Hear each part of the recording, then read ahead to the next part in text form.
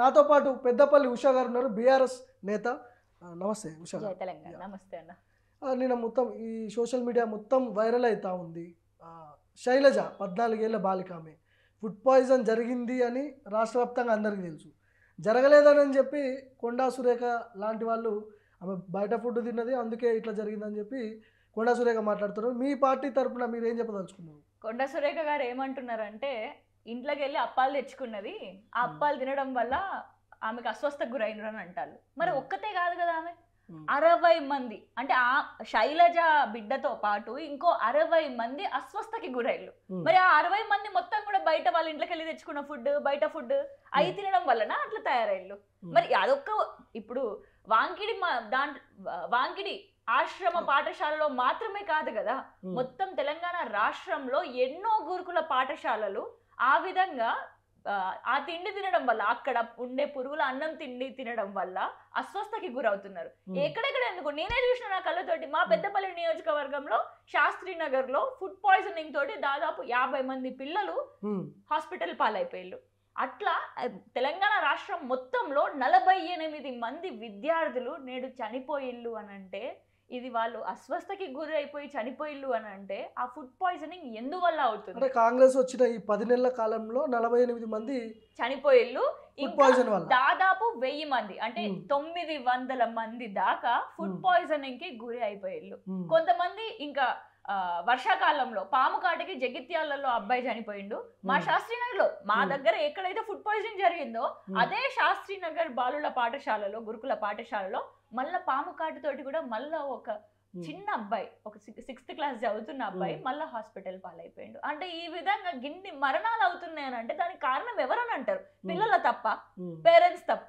ఎంత నమ్మకం ఉంటే, ఎంతో భరోసాని ఇచ్చుంటే, కేసీఆర్ ప్రభుత్వంలో అంత భరోసాని ఇచ్చారు కాబట్టి, డాక్టర్ ఆర్ఎస్ ప్రవీణ్ కుమార్ గారు ఆ విధంగా తీర్చిదిద్దారు కాబట్టి నేడు పిల్లలందరూ కూడా ఎగ్జామ్ పరీక్షలు రాసి, ఎంట్రన్స్లు రాసి, ఒకవేళ అక్కడ రాకపోతే ఆ మంత్రినో ఎమ్మెల్యేనో పోయి, మా బిడ్డ నిజంగా మేము దీన స్థితిలో ఉన్నాం, మా బిడ్డ మంచిగా చదువుతాడు, ఎగ్జామ్ రాయలేకపోయాడు, లేకపోతే ఆ కారణాలు ఉన్నాయి అని చెప్పేసి చూపించి సీట్లు ఉంటే మిగిలిన సీట్లు అన్నీ కూడా ఫిల్ చేసేటటువంటి రోజులు తెస్తే, నేడు కాంగ్రెస్ ప్రభుత్వంలో ఏం చేస్తున్నాం? అబ్బో నా కొడుకు ఆ గురుకుల పాఠశాలకి పోతే చచ్చిపోతాడేమో అనే భయంతో గురుకుల పాఠశాలకు పోయిన బిడ్డలని మళ్ళా తీసుకొచ్చి ఇంట్లో కూర్చోబెడుతున్నారు. మళ్ళా పిల్లలని గవర్నమెంట్ స్కూళ్ళకి పంపిస్తున్నారు. అక్కడ ఉండేటటువంటి జిల్లా పరిషత్ హై స్కూల్, ఎంపీపీఎస్ ఆడికి తీసుకపోతే అక్కడ పరిస్థితి ఏంది? అక్కడ ఏమైనా మంచిగా ఉంటానే అంటే కాదు. నేడు తెలంగాణ రాష్ట్రం మొత్తం కూడా గంజాయి. మా కనగర్తి గ్రామం, పెద్దపల్లి నియోజకవర్గంలో నా సొంత ఊరు కనగర్తి గ్రామం. మా నాన్న కట్టించిన స్కూల్, మా స్కూల్ పేరు కూడా దాసరి పద్మహన్మయ జిల్లా పరిషత్ హై స్కూల్ అని ఉంటది. మా స్కూల్లో 9వ తరగతి చదువుకునే అమ్మాయి సిగరెట్ తాగింది అని చెప్పి నాకు తెలిసింది. మరి ఈ విధంగా అటు స్కూల్, ఇటు జెడ్పీహెచ్ఎస్ స్కూల్ చూస్తేనేమో ఈ విధంగా మద్యం మత్తులో 10th క్లాస్ పిల్లలు బీర్ బాటిల్లో పట్టుకొని తాగేసి ఆడబడేస్తున్నారు, సిగరెట్లు తాగుతున్నారు, గాంజాయికి అలవాటు అయిపోతున్నారు. ఓదెల మండలంలో కొన్ని మండలాలు మొత్తం కూడా గాంజా ఏ విధంగా విస్తృతంగా పాకింది అని అంటే, చిన్న చిన్న పిల్లలు అక్కడ ట్రాక్టర్ల మీద పోతూ బీరు తాగుకుంటా పోతున్నారు. ఈ విధంగా జెడ్పీహెచ్ఎస్ స్కూళ్ళు ఆడ ఉండే గ్రామాలలో తయారైతున్నాయి. ఈడికి వచ్చేసరికి, గురుకులాలకు వచ్చేసరికి 48 మంది పిల్లలు చచ్చిపోయిళ్ళు, అస్వస్థకి గురవుతున్నారు. 889 మంది నేడు ఫుడ్ పాయిజనింగ్ అయ్యి అస్వస్థకి గురైళ్ళు. ఇంకా ఎంతో మంది పిల్లలు ఆత్మహత్యలు చేసుకుని రోడ్ల మీదకి వచ్చేళ్ళు. మంత్రి కొండా సురేఖ గారు ఏమో అసలు ఫుడ్ పాయిజన్ జరిగింది కావచ్చు కానీ గురుకుల పాఠశాలలో జరగలేదు, ఆమె బయట ఫుడ్ ఏదో తీసుకున్నట్టుంది, అందుకనే ఫుడ్ పాయిజన్ అయిందని చెప్పి ఆమె వీడియో ట్రోల్ అవుతుంది సోషల్ మీడియాలో. దీన్ని ఎట్లా చూస్తారు? అది ట్రోల్ అందుకే అవుతుంది. ఆమె నిజంగా వాస్తవం చెప్పేది ఉంటే అది ట్రోల్ కాదు, న్యూస్ అవుతుంది. నేడు అది న్యూసెన్స్ అవుతుంది అని అంటే దానికి కావడం కొండా సురేఖ గారే. మరి ఇప్పుడు ఆమె సొంత బిడ్డకి ఆ విధంగా జరిగిందని అంటే ఊరుకుంటుందా? ఆమె బిడ్డ బర్త్డే ఎట్లా చేసింది? మొత్తం దావత్ ఇచ్చుకుంటా, బిర్యానీలు ఇచ్చుకుంటా, అంటే ఆమె బిడ్డది బర్త్డే ఏమో ఒక లెక్క, ఈ బిడ్డల ప్రాణాలేమో ఇంకొక లెక్కన. బర్త్డే అయితేనే అంత హడావిడి చేసిళ్ళు, మరి ఇప్పుడు ఈ బిడ్డల పరిస్థితి ఏంటి అంటే ఆమె ఎట్లా చూస్తుంది అంటే, ఇప్పుడు నిన్న చనిపోయింది, కనీసం వాళ్ళ ఆ నిమ్స్ హాస్పిటల్లో ఉన్నప్పుడు పరామర్శించడం పక్కకు పెట్టండి, అది శాతగాలే. కనీసం చచ్చిపోయినప్పుడన్నా వాళ్ళ ఊరికన్నా పోయి కొంచెం పరామర్శించి కనీసం ఇప్పటికైనా మేము ఇంత ఎక్స్గ్రేషియా ఇస్తాము అని చెప్పి ప్రకటించవచ్చు కదా. ఏది శాతగాదు. నిమ్స్ హాస్పిటల్లో ఉన్నప్పుడు ప్రాణాలు బతికించుకునే శాతగాదు ఈ కాంగ్రెస్ ప్రభుత్వానికి, రేవంత్ రెడ్డి గారి ప్రభుత్వానికి. అట్లనే ఇక్కడ ఆమె చనిపోయింది అని చెప్పేసి గ్రామానికి పోదాము అని అన్న సోయి ఉండదు. వీళ్ళు పోవడం కాక మీలాంటి జర్నలిస్టులని, ప్రింట్ అండ్ ప్రెస్ మిత్రులని, ఇంకా ఎవరిని పోనీయకుండా ప్రొఫెసర్లని, మహిళా సంఘాలు ఎవ్వరు కూడా పోవద్దు. బీఆర్ఎస్ నాయకులు నేడు ఒక మాజీ ఎమ్మెల్యే ఇంట్లో పోయి హౌస్ అరెస్ట్ చేసిండు. మరి ఆ విధంగా బీఆర్ఎస్ నాయకులు అందరినీ కూడా దిగ్బంధం చేస్తే వాళ్ళు ఏం సాధిద్దాం అనుకుంటున్నారు? ఇప్పుడు ఇదే ఇష్యూ దాదాపు ఆమె 23 రోజులు నిమ్స్ హాస్పిటల్లో ఉంది చికిత్స పొందుతూ. ఆ ప్రాసెస్ అంతా 23 days ఉంది. కానీ ఎందుకు బీఆర్ఎస్ నాయకులు కావచ్చు, బీఆర్ఎస్ పార్టీ మీరు కావచ్చు, ఎందుకు నిమ్స్కి ఎందుకు వెళ్ళలేకపోయారు, ఎందుకు పరామర్శించలేకపోయారు, ఈ న్యూస్ని ఎందుకు ప్రొజెక్ట్ చేయలేకపోయారు తెలంగాణ ప్రజలు? బరాబర్ పోయినాం. ఎందుకు మొన్ననే కదా కవితక్క గారు పోయినరు, దానికంటే ముందు హరీష్ రావు అన్న పోలేదా? ప్రతి ఒక్కరం పోతున్నాం. బీఆర్ఎస్ పార్టీ నుంచి వాళ్ళ ఫ్యామిలీకి అండగా భరోసాగా ఉంటాము అని చెప్పేసి హామీ కూడా ఇవ్వడం జరిగింది.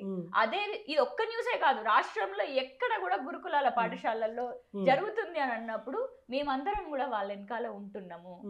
అదే విధంగా మరి ఇది మరి మేమందరం వెనకాల ఉంటున్నాం. నేడు అధికార పార్టీ ఏం చేయాలి? గురుకులాలని మొత్తం కూడా నేడు పర్యవేక్షించాలి. ఏ విధంగా ఉన్నది, ఫుడ్ పాయిజనింగ్ ఎందుకు కారణమవుతున్నారు, ఇన్ని ఫుడ్ పాయిజనింగ్ కేసు ఎందుకు అవుతున్నాయి అని చెప్పాలి. దాని అసలు విద్యాశాఖ మంత్రి ఏడి? మొదట అది విద్యాశాఖ మంత్రి కూడా మనకి రేవంత్ రెడ్డి గారు. అంటే కనీసం ఒక పోర్ట్ఫోలియోకి కూడా విద్యాశాఖకి కూడా ఒక సపరేట్ గా మంత్రిని కేటాయించలేని చేతగాని ప్రభుత్వం కాంగ్రెస్ ప్రభుత్వం. ఏం చెప్తారు? కాంగ్రెస్ పార్టీకి సంబంధించిన కొంతమంది నాయకులు ఏమంటున్నారంటే బీఆర్ఎస్ 10 ఏళ్ళు అధికారంలో ఉన్నప్పుడు బాసల ట్రిపుల్ ఐటీలో ఎంతోమంది ఫుడ్ పాయిజన్తో చనిపోయారు, వీళ్ళకి మాట్లాడే అర్హత లేదా అని చెప్పేసి కాంగ్రెస్ వర్షన్. ఎట్లా చూస్తారు దీన్ని? మరి బాసర ట్రిపుల్ ఐటీ, ఇప్పుడు ట్రిపుల్ ఐటీ బాసర అక్కడ ఏ విధంగానైతే వాళ్ళు చేసిల్లో వాళ్ళు మొత్తం కూడా ఎన్నో రోజులు దాంట్లో నేను కూడా ఉన్నా ప్రశ్నించిన దాంట్లో. మొదటి వరుసలో నేనున్నాను, ప్రవీణ్ కుమార్ సార్ ఉన్నాడు, మేమందరం కూడా ఆనాడు ప్రశ్నించినాం. కానీ దాన్ని తీసుకొచ్చి పర్యవేక్షించిండు. కేసీఆర్ గారు కుర్చీ మీదకి పోయింది. He did what ever he can do. అంటే దాన్ని మళ్ళీ తీసుకొచ్చి దాన్ని ఏమంటారు, మళ్ళీ సర్వే చేయించడం స్టార్ట్ చేసిళ్ళు. మళ్ళీ ఏ విధంగా దాన్ని రెక్టిఫై చేయించుకోవాలని ఆలోచించిళ్ళు. నేడు అలాంటి రెక్టిఫికేషన్ అనేటిది లేదు. ఏం చేస్తాళ్ళు? ఇప్పుడు కేసీఆర్ గారు ఆ టైంలో ఏం చేసిళ్ళు, మనకి ఇంతగానంలో ఇరిగేషన్ సిస్టమ్ ఇచ్చిళ్ళు, కాళేశ్వరం ప్రాజెక్ట్ ఇచ్చిళ్ళు, రైతు బంధుని ఇచ్చిండు. కోవిడ్ టైంలో కూడా ఏది కూడా వడ్లు కొనుగోలు కేంద్రాలు కానీ ఇవేవి కూడా వాళ్ళకి పడే రైతు బంధు కానీ ఇవేవి కూడా ఆగకుండా చేసినటువంటి కేసీఆర్ గారి పాలన. గురుకుల పాఠశాలలు కూడా కొత్త గురుకుల పాఠశాలని, డిగ్రీ కాలేజ్ కళాశాలని, మహిళల కోసం మరి ముఖ్యంగా ఇంకా 4th లాంగ్వేజ్ కోడింగ్ లాంగ్వేజ్ ని కూడా ప్రవేశపెట్టడం జరిగింది. డాక్టర్ ఆర్ఎస్ ప్రవీణ్ కుమార్ గారు ఉన్న గురుకుల సెక్రటరీగా ఉన్నప్పుడు కేసీఆర్ గారి హయాంలో ఎన్ని చేసిండు? ఎక్కడ గిరిజన బిడ్డలను తీసుకుపోయి మౌంట్ ఎవరెస్ట్ శిఖరాన్ని ఎక్కించిండు. ఆ విధంగా చేసినటువంటి పాలన నుంచి మరి ఆ టైంలో అవన్నీ చేసిండు కేసీఆర్ గారి పాలనలో. మరి కంపేర్ చేసుకోండి, ఇప్పుడు మీరేం చేస్తారు? నేడు కొండా సురేఖ గారు ఏం చేస్తారు? మొన్న మాట్లాడుతుంది కదా, ఏదో చిరుతిండి తినడం వల్ల ఆ విధంగా చనిపోయింది అని చెప్పేసి. ఇంకా 48 మంది పిల్లలు కూడా వాళ్ళు తప్పు చేసడం వల్లనే వాళ్ళు చనిపోయిల్లు అని అంటే మరి నేడు వాళ్ళు ఏం చేస్తారు? ఏం చేస్తుందో తెలుసు, నేను చెప్తా. నేడు పెద్దపల్లికి వచ్చింది, మా నియోజకవర్గంలో సబితం గ్రామానికి వచ్చింది. వచ్చి గుడి అభివృద్ధి పనులు అని చెప్పేసి వచ్చింది. మరి గుడి అభివృద్ధి పనులకి అభివృద్ధి ఏం చేస్తుందో ఎంత చేస్తారో నాకు తెలియదు, కానీ దాని అభివృద్ధి చేసేదానికంటే ఎక్కువ వీళ్ళ ఫ్లెక్సీలు ఎక్కువ ఉంటాయి బయట. ఈ ఫ్లెక్సీలకు పైసలు ఎక్కువ అయిపోతాయి అభివృద్ధి పనుల కంటే. మళ్ళీ అభివృద్ధి ఏమన్నా ఉంటుందా అని అంటే మళ్ళా సంవత్సరం తర్వాత తీసుకుంటే గదే ఉంటది, అక్కడే ఆగిపోతుంది. ఒక గోడ ఎక్కువ పోతుంది కావచ్చు, లేకపోతే ఒక ఇటుక ఎక్కువ పెడతారో పెట్టరో కూడా అనుమానాలు ఉన్నాయి. నేడు అవి ఆ అభివృద్ధి పనులు అని చెప్పేసి 4 రూపాయలు వస్తే అది చేస్తే అని చెప్పి మళ్ళీ బ్యాగులు వస్తాయి అని చెప్పేసి ఈ బ్యాగుల గురించి జరుగుతున్న కాంగ్రెస్ ప్రభుత్వాన్ని చూస్తున్నాం. కానీ పేద పిల్లలు చనిపోతున్నారు, నా బిడ్డలు అన్నట్టుగా మాత్రం ఏ కాంగ్రెస్ ప్రభుత్వం కూడా పట్టించుకోలేదు. తెలంగాణ తెచ్చుకుందే నీళ్లు, నిధులు, నియామకాలు. సో ఈ లైన్తో తెలంగాణ తెచ్చుకున్నారు. 10 ఏళ్ళు అయిపోయింది కదా, అయినా కూడా సపరేట్ తెలంగాణ వచ్చిన తర్వాత కూడా గురుకుల హాస్టల్స్లో ఇట్లాంటి పరిస్థితి ఎందుకుంది? ఎందుకు ఎక్కడ మైనస్ అవుతుంది? అధికారుల వైఫల్యమా లేకపోతే అసలు ఏం జరుగుతున్నట్టు? బరాబర్ ఇది కాంగ్రెస్ పార్టీ చేస్తున్నటువంటి చేతగానితనమే. కాంగ్రెస్ పార్టీ చేతగానితనం వల్లనే ఇవన్నీ జరుగుతున్నాయి. విద్యాశాఖ మంత్రి లేడు, హోమ్ మినిస్టర్ లేడు. దీనన్నిటి వల్ల నేడు రోడ్డు బయటకు వచ్చేసి రోడ్డు బయట ఎవరు ధర్నాలు చేస్తున్నారు? పిల్లలు, పేరెంట్స్ గారు అక్కడ ధర్నాలు చేసేది. పిల్లలకి కష్టం అవుతుంది అని చెప్పేసి పిల్లలే నేడు రోడ్డు మీదకి ఎక్కాల్సి వస్తుంది అని అంటే వైఫల్యం అనేది కాంగ్రెస్ ప్రభుత్వందే. ఈ వైఫల్యం కాంగ్రెస్ ప్రభుత్వం వైఫల్యము అని అంటే ఇక్కడ కాంగ్రెస్ పార్టీకి ఓటేసిన ప్రతి ఒక్కరి వైఫల్యం కూడా అని అర్థం చేసుకోవాలి. ఎందుకంటే ఎవరైతే ఓటేసిల్లో ఓట్లు వేసిన వాళ్ళందరం కూడా కాంగ్రెస్ పార్టీ నుంచి ఏం కోరుకున్నాం? 2500 రూపాయలు నెలకి మహిళలకు వస్తాయి అని చెప్పేసి, స్కూటీ వస్తుంది అని చెప్పేసి, 5 లక్షల విద్యా భరోసా కార్డు వస్తుంది అని చెప్పేసి, ఆ విధంగా రైతన్నలకి రైతు బీమా వస్తుంది అని చెప్పి, రైతు భరోసా వస్తుంది అని చెప్పి 15,000 రూపాయలు, 500 రూపాయల బోనస్ ప్రతి వడ్ల పైన వస్తుంది అని చెప్పి, కింటాల్కి రుణమాఫీ జరుగుతుంది అని చెప్పేసి, ప్రతి ఒక్కరికి రుణమాఫీ జరుగుతుంది అని చెప్పి ఇవన్నీ అనుకుంటే నేడు ఆ కాంగ్రెస్ ప్రభుత్వం ఏ ఒక్క పని కూడా చేస్తలేదు అని అన్నప్పుడు ఎవరు ప్రశ్నించాలి? నేడు ఒక గురుకుల బిడ్డ శైలజ అని ఒక 14 ఏళ్ళ అమ్మాయి చనిపోయింది అని అన్నప్పుడు మనం ప్రశ్నించాలా వద్దా? ఓటేసింది మనం, కాంగ్రెస్ పార్టీని గద్దె మీద పెట్టింది మనం. నేడు కాంగ్రెస్ పార్టీ తప్పు చేస్తుంది అంటే ఆ తప్పులో మన భాగం కూడా ఉంది. అందుకే నేడు కాంగ్రెస్ పార్టీ చేసే ప్రతి తప్పులో మన తప్పు కూడా ఉంటుంది. కాబట్టి మనం నేడు కాంగ్రెస్ పార్టీ అధికార పార్టీ ఏం శాతగానంలో లెక్క చేయి ముడుచుకుంది, అట్లనే శాతగానంలో లెక్క మనం చేయి ముడుచుకుంటే రేపు మన బిడ్డలు చనిపోతారు. ఇప్పుడు ఎట్లా న్యాయం జరగాలి? గిరిజన బిడ్డ శైలజకి న్యాయం ఎట్లా జరుగుతుంది? ఎక్స్గ్రేషియా ప్రకటించాలని చెప్పి హరీష్ రావు ఏమో డిమాండ్ చేస్తున్నారు. అసలు న్యాయం ఎట్లా? ఎంత ఎక్స్గ్రేషియా ప్రకటించినప్పటికీ పోయిన ప్రాణం అయితే తిరిగి రాదు కదా, దీనికి ఎట్లా ఏం చేయమంటారు? పోయిన ప్రాణం తిరిగి రాదు, కానీ మిగిలిన బిడ్డలందరినీ ప్రాణాలు కాపాడుకోవాలి కదా. కొంచెం అక్కడ ఉన్న పిల్లలకి శైలజ తల్లిదండ్రులకు కూడా కొద్దిగంత ఆర్థిక ఉపశమనం అని ఉండాలి కదా. అన్ని బరువులు మోస్తున్నారు, కొద్దిగంత ఆర్థిక ఉపశమనం కోసం ఎక్స్గ్రేషియా డిమాండ్ చేయడంలో తప్పేమన్నా ఉందా? అదే విధంగా మళ్ళీ రానున్న ఒక్క బిడ్డ కూడా ఆ విధంగా బలి అవ్వద్దు అని అంటే, ఇప్పుడు తెలంగాణ కోసం ఎంతో మంది ఆత్మ బలిదానం చేసుకున్నారు. శ్రీకాంతాచారి గారు వీళ్ళందరూ కూడా అగ్గి రగల్చి పెట్టుకొని మరి ఆత్మ బలిదానాలు చేసుకున్నారు. మరి అట్లాంటి బిడ్డల్ని కాపాడుకోవాలి అని చెప్పేసి తెలంగాణ వెళ్ళాలి అని అంటే నేడు మనందరం కూడా ఏ గురుకుల పాఠశాలలోనైతే అట్లా అస్వస్థకి గురైనారో మనం ఆ కాంగ్రెస్ ప్రభుత్వాన్ని ప్రశ్నించాల్సిందే. అది చేసేంత వరకు అంటే మన పిల్లల భవిష్యత్తుకి, పిల్లల ప్రాణాలకి భద్రత కల్పించే అంత వరకు మనం ప్రశ్నిస్తూనే ఉండాలి. మనం మెడలు వంచాలి. ప్రభుత్వ హత్య అంటారా, ఫుడ్ పాయిజన్ వల్ల చనిపోయింది అంటారా మీరు? ఇప్పుడు ఫుడ్ పాయిజనింగ్ అని అంటే ఏడ ఫుడ్ తిన్నది, ఎవరి ఫుడ్ తిన్నది? అంతమంది, ఒకళ్ళు కాదు ఇద్దరు కాదు, దాదాపు 900,000 మంది పిల్లలు అని అనుకోండి. 1000 మంది పిల్లల దాకా ఫుడ్ పాయిజనింగ్ కి గురై 48 మంది చనిపోయిల్లు అని అంటే ఆ ఫుడ్ వాళ్ళే వండుకొని తింటున్నారా? ఆ బియ్యం వాళ్ళ ఇంట్లోకి వెళ్ళి తెచ్చుకుంటున్నారా? ఒక సిస్టమ్ ఇది. ఈ సిస్టమ్ మొత్తం, ఈ అడ్మినిస్ట్రేషన్ మొత్తం కూడా నడవాలి అని అంటే ఎవరి బాధ్యత? అది ముఖ్యమంత్రి బాధ్యత. మరి నేడు ఇది మొత్తం కూడా కాంగ్రెస్ పార్టీ, ఈ అధికార పార్టీ చేతగానితనం వల్లనే ఈ బిడ్డలందరూ కూడా నేడు చనిపోయారు. ఉషా గారు చివరిగా చెప్పండి, ప్రభుత్వానికి ఏం హెచ్చరిస్తున్నారు? ఇంకోసారి ఇట్లాంటి జరగకుండా ఆపాలంటారా, లేకపోతే గిరిజన బిడ్డ శైలజకి ఎట్లా న్యాయం చేస్తారని ఏం డిమాండ్ చేయదలుచుకున్నారు మీరు? అసలు శైలజ వాళ్ళ తల్లిదండ్రులకి, శైలజని కోల్పోయిన వారికి మేము ఎప్పుడు కూడా వాళ్ళకి ఆ కన్నీరుని తుడవలేము. కానీ కాస్తంత ఉపశమనం దొరకడం కోసం ఎక్స్గ్రేషియా ఖచ్చితంగా 50 లక్షల రూపాయల ఎక్స్గ్రేషియా వాళ్ళ కుటుంబానికి ప్రకటించాల్సిందే. అదే విధంగా మరి మీరు బ్యాగులల్లా అభివృద్ధి పనుల పేర్లు చెప్పుకొని బ్యాగులల్లా తీసుకోవడం కాదు, కరప్షన్లు చేయడం కాదు, స్కాములు చేయడం కాదు, ఒక తెలంగాణ రాష్ట్రాన్ని ఒక సర్కస్ లెక్క నడిపించడం కాదు, బాధ్యత రహితంగా ఒక ప్రభుత్వం నీ బిడ్డ అని అనుకొని, ప్రతి ఒక్క బిడ్డని నా బిడ్డ అని అనుకొని, నీ బిడ్డని ఏ విధంగా అయితే చూసుకుంటావో ఆ విధంగా గురుకులాల్లో ఉండే బిడ్డని ప్రతి ఒక్కరికి కూడా ఇప్పుడు పెట్టేటటువంటి నాసీ రకం కాదు.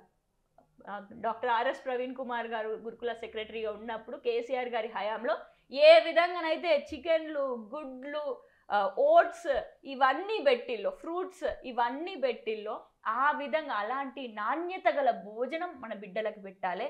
అదే విధంగా పర్మనెంట్లు బిల్డింగ్లు గురుకుల బిడ్డలకి ఏర్పాటు చేయాలి.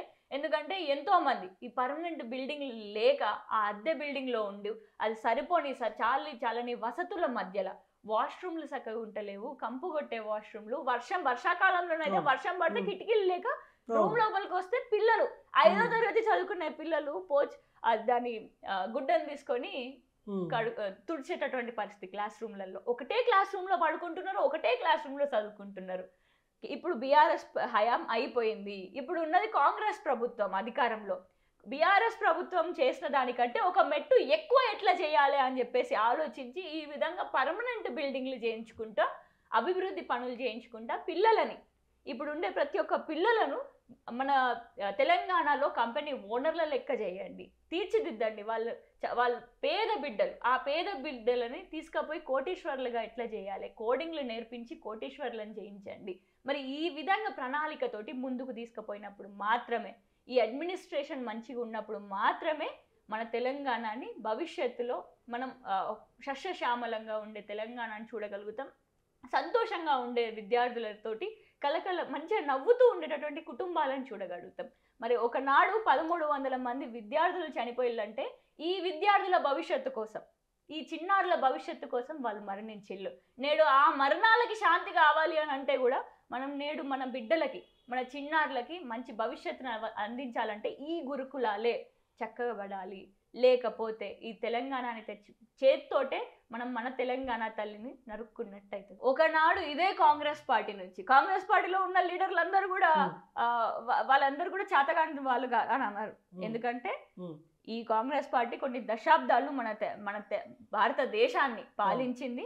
ఆ భారతదేశాన్ని పాలించినప్పుడు కొన్ని మంచి జరిగింది, కొన్ని చెడు జరిగినాయి. ఆ చెడు వాటిలలో ఎమర్జెన్సీ కూడా ఎంతో భయభ్రాంతులకి గురి చేసిన సంఘటన. కానీ ఆ మంచి జరిగిన దాంట్లో నుంచి కూడా మనం కొంతమంది నాయకుల నుంచి నేర్చుకోవచ్చు. లాల్ బహదూర్ శాస్త్రి లాంటి నాయకుల నుంచి మనం నేర్చుకోవచ్చు.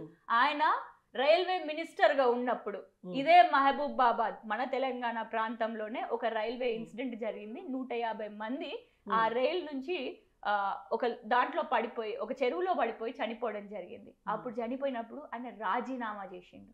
ఆ రాజీనామాను యాక్సెప్ట్ చేయలే. కానీ మళ్ళా నెక్స్ట్ టైం మళ్ళా తమిళనాడులో ఇదే ఇన్సిడెంట్, ఇదే రైల్ ప్రమాదం జరిగినప్పుడు మళ్ళా 150 మంది చనిపోయినప్పుడు ఆయన మళ్ళా రాజీనామా చేసిండు. అప్పుడు కాంగ్రెస్ పార్టీ అంగీకరించింది. కానీ నేడు ఉండే అట్లాంటి నాయకులు ఇప్పుడు ఉన్నారంట. అట్లాంటి నాయకులు ఈ జనరేషన్ లో ఉండొచ్చా? అట్లాంటి నాయకులు, బాధ్యత రహితంగా నడుచుకునే నాయకులు నేడు మన తెలంగాణకి కావాలి, భారతదేశానికి కావాలి. ఎందుకంటే ఆ నాయకులను చూసే మేమందరం పెరుగుతున్నాం. అట్లాంటి బాధ్యతాపరితంగా నాయకులు ఉంటేనే నేడు ఒక మంచి రాజకీయం, మంచి నాయకులు ఉంటేనే మంచి రాజకీయాన్ని చూడగలుగుతాం. మంచి రాజకీయం ఉంటేనే రాష్ట్రం ముందడుగు వేస్తుంది, భారతదేశం కూడా ముందడుగు వేస్తుంది. మరి నేడు ఇక్కడ ఉన్న గురుకుల పాఠశాలలన్నిటికీ కూడా ఎవరు కారణం అందిస్తే మంత్రి శాఖ ఎవరి చేతుల్లో ఉంది? ఈ రాష్ట్రాన్ని ఎవరు నడుపుతున్నారు? ముఖ్యమంత్రి రేవంత్ రెడ్డి గారు. మరి ముఖ్యమంత్రి రేవంత్ రెడ్డి గారు, మీరు నిజంగా బాధ్యత తీసుకున్నారు, తెలంగాణ రాష్ట్రాన్ని ఒక మంచి అడుగులో పెడదాము అని అనుకున్నారంటే బాధ్యత తీసుకొని మీరు రాజీనామా చెయ్యండి. కీలక శాఖలన్నీ కూడా ముఖ్యమంత్రి దగ్గరే ఉన్నాయి. విద్యాశాఖ కావచ్చు, హోంమంత్రి కావచ్చు, ఇవన్నీ చాలా కీలకమైన శాఖలు. ఎందుకు ఇప్పటి వరకు మంత్రివర్గ విస్తరణ జరగలేదు? ఏం జరుగుతుండొచ్చు? శాతగానితనం వల్లనే అన్న. శాతగాని అట్టర్ ఫెయిల్యూర్ ఆఫ్ కాంగ్రెస్ ప్రభుత్వం. కాంగ్రెస్ ప్రభుత్వం ఏం ఆలోచించాలి? ఇప్పుడు తెలంగాణ రాష్ట్రంలో 119 నియోజకవర్గాలు ఉన్నాయి, ఎన్నో పనులు చేసేటివి ఉన్నాయి. ఈ 119 నియోజకవర్గాలని పెంచాలి. ముందు అడ్మినిస్ట్రేషన్, ఇంకా లోతైన అడ్మినిస్ట్రేషన్, బలమైన అడ్మినిస్ట్రేషన్ కావాలంటే ఈ నియోజకవర్గాలను పెంచాలి. ఇప్పుడు మహిళా బిల్లు ఉంది, ఆ మహిళలకి రిజర్వేషన్ అనేది కల్పిస్తామనేది మన కేంద్ర ప్రభుత్వం చెప్తుంది. మరి ఆ మహిళా బిల్లుకు, ఆ మహిళా రిప్రజెంటేషన్ కోసం వాళ్ళు పోరాటం చేయాలి. అంటే ఎప్పుడు మనం అమలు చేసేది అని చెప్పేసి, ఆ మహిళలకి ఇంకెప్పుడు మనం ఇచ్చేది అని చెప్పేసి వీళ్ళు అడగాలి. మరి ఇవన్నీ చేయాలి. వీటన్నిటితో ఇవన్నీ మన రాష్ట్రాన్ని ముందడుగు ఎట్లా తీసుకుపోవాలి అని చెప్పేసి రాష్ట్ర రాజకీయాలు వాళ్ళ హామీలు, వాళ్ళు మేనిఫెస్టోలో ఇచ్చిన ఆ 6 గ్యారంటీలని అమలు చేసుకుంటూ ఆల్రెడీ కేసీఆర్ గారి హయాంలో ఏ విధంగానైతే అన్ని సంస్థలు ఏ విధంగానైతే ఉన్నాయో ఆ విధంగా, అంటే ఇప్పుడు రైతు బంధు అనేది మనకి ఇచ్చారు, రుణమాఫీ అనేది జరిగింది, ఏ విధంగానైతే చేసిల్లో ఐకేపీ సెంటర్లు పెట్టి ప్రతి ఒక్క చివరి గింజ వరకు కొనుక్కునే విధంగా ఏ విధంగానైతే చేశారో ఆ విధంగా పెన్షన్ 2000 రూపాయలు ఇచ్చారు. ఈ విధంగా ఇప్పుడు అవన్నీ ఇచ్చుకుంటూనే దానికంటే ఒక మెట్టు ఎక్కువ ఎట్లా ఎదగాలి అని చెప్పి ఇప్పుడు వచ్చిన కాంగ్రెస్ ప్రభుత్వం ఆలోచించాలి. మరి ఇవన్నీ చేస్తేనే మనం రానున్న రాజకీయాలని కూడా ఒక మంచి దారి వైపు మంచి నాయకులని మనం తీర్చిదిద్దుతున్న వాళ్ళం అవుతాం. కాబట్టి నేను చివరిగా కోరేది ఏంటి అంటే దీని అందరికీ బాధ్యత ఎవరు? చేతులు దులుపుకుంటే మాత్రం ఇది నడవదు.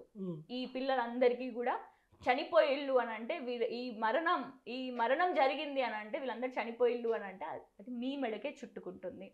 మరి మీ చేతుల్లో మీ బాధ్యతని సక్రమంగా నెరవేర్చకపోవడం వల్లనే నేడు 48 మంది పిల్లల మరణాలని మనం చూసినాం. మరి వీళ్ళ బలికి కారణమైంది కాంగ్రెస్ ప్రభుత్వమే, రేవంత్ రెడ్డి గారు మాత్రమే.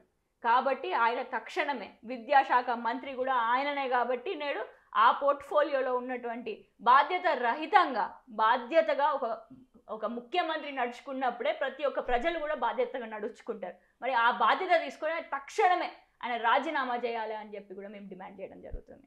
Thank you. ఓకే, సో ఇది